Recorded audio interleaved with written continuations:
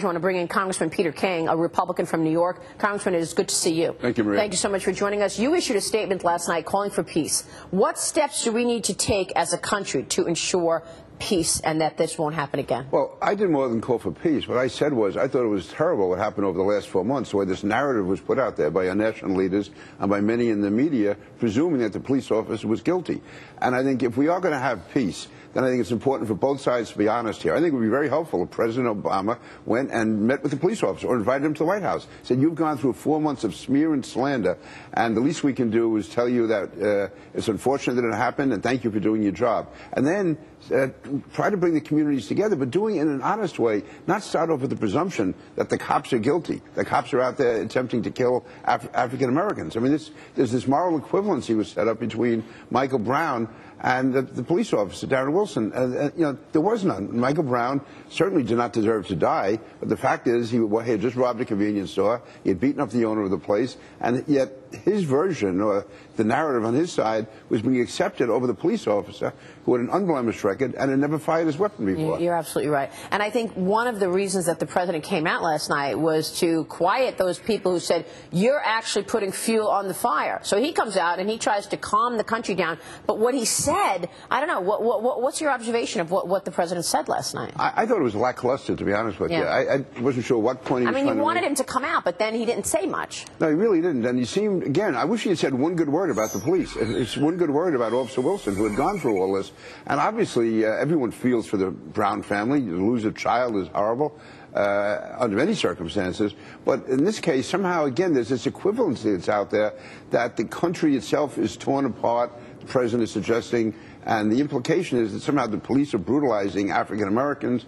And, you know, I think it's time for both sides to be honest. There should be a little more honesty coming from the African American community, too, as to what their obligations are. You're absolutely right. And also, when are we going to stop listening to Al Sharpton? That's another thing. Since when does he become the moral arbiter of who's right and who's wrong? Well, I mean, that he definitely, obviously, has been fueling this fire for a long time now. But let's talk about Al Sharpton. And by the way, New York. Okay, so last night you have Commissioner Bratton walking around Times Square. He's got all of these bodyguards. And what happens? Somebody throws red paint on his face to make it look like he's all bloody.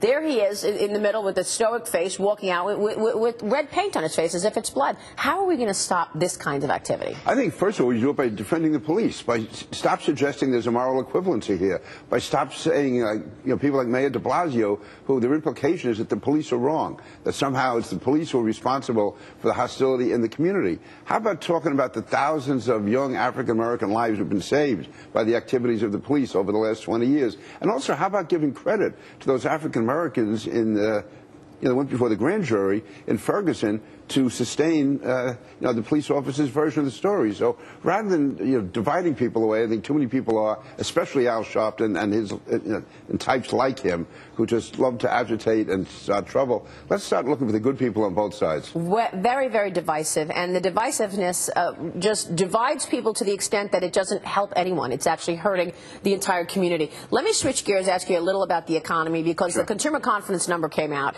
It was much lower than expected at 88.7. People were looking for a level of 96. Clearly, we are looking at a public that doesn't have a lot of confidence. Now, here we are going into a new year, new Congress. What do you think can get done? We have to get something done. First of all, we have to get these tax extenders done at the end of the year and get that. We have to, I think, try to adopt a spending bill now that goes through next September 30th. What we should spend all of next year doing, or the first 3 or 4 months of next year, is working on the next year's fiscal year budget, and start showing real cuts, do it in a responsible way so that Congress goes forward with its proposals, the president pushes back, and we come up with some sort of compromise. We have to obviously reduce the rate of spending growth. We have to, I believe, again, give more targeted tax cuts to small businesses and to middle-income people. And also with Obamacare, I think the more we can start pulling back on Obamacare, the more pressure we're going to be taking off businesses. Well, the tax reform package is something that a lot of people want. Certainly that would move the needle in terms of economic activity. And yet the president, while he said he is willing to cut corporate taxes, he does want to cut individual taxes. And that means small business is going to be faced with higher taxes than large businesses. Especially in subchapter S corporations. And again, here's the deal, too, though. We have Paul Ryan who's going to be chairman of the Ways and Means Committee. No one has better expertise and knowledge of the entire budget and the economy in Congress than Paul Ryan. If we go forward, follow Paul Ryan's direction here, the president's going to be put in an awkward spot. He just can't, veto it. He just can't rebuke it.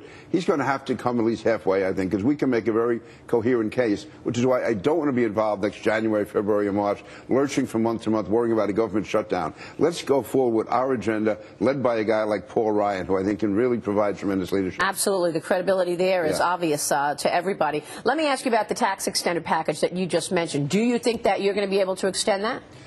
Yeah, I think so. Business wants it. Randall Stevenson, CEO of AT&T, told me just last week that tax extender package, nobody knows where it is, and that's why he has slowed down spending, and business in general has stopped investing. I know that Dave Camp, who is the outgoing chairman of the Ways and Means Committee, certainly wants to have the tax extender package go through. My only concern is that with all the fighting going on about the president's executive order on immigration, that could just bog us down over the next few weeks, and we won't get done what we have to get done. But that tax extender package is very, very important. All right, final word on the immigration executive order. What's the GOP response?